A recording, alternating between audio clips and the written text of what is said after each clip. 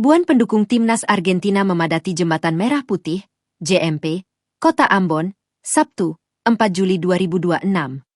Mereka merayakan kemenangan dramatis La Albiceleste atas Tanjung Verde pada babak 32 besar Piala Dunia 2026.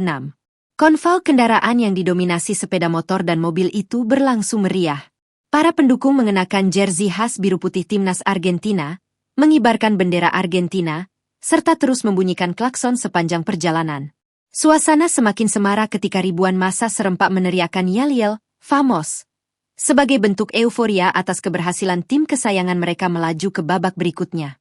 Namun, perayaan tersebut berdampak pada arus lalu lintas di kota Ambon. Kemacetan panjang tak terhindarkan di atas Jembatan Merah Putih akibat ribuan kendaraan yang memadati badan jalan. Bahkan, sejumlah pengendara yang tidak ikut dalam konvoi terpaksa memutar kendaraan dan melawan arus untuk menghindari kepadatan lalu lintas.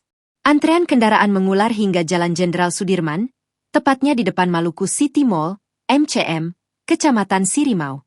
Di sisi lain, kemacetan juga memanjang hingga kawasan Bundaran Leimena, Poka, Kecamatan Teluk Ambon. Meski sempat membuat arus lalu lintas lumpuh, pawai berlangsung dengan penuh semangat.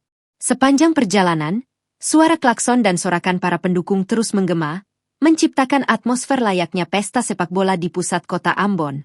Euforia tersebut dipicu kemenangan dramatis Argentina atas Tanjung Verde dalam laga babak 32 besar Piala Dunia 2026.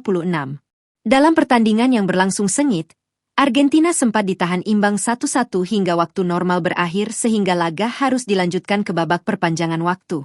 Di extra time, Tanjung Verde kembali memberi perlawanan sengit sebelum Argentina akhirnya memastikan kemenangan 3-2 dan mengamankan tiket ke babak 16 besar.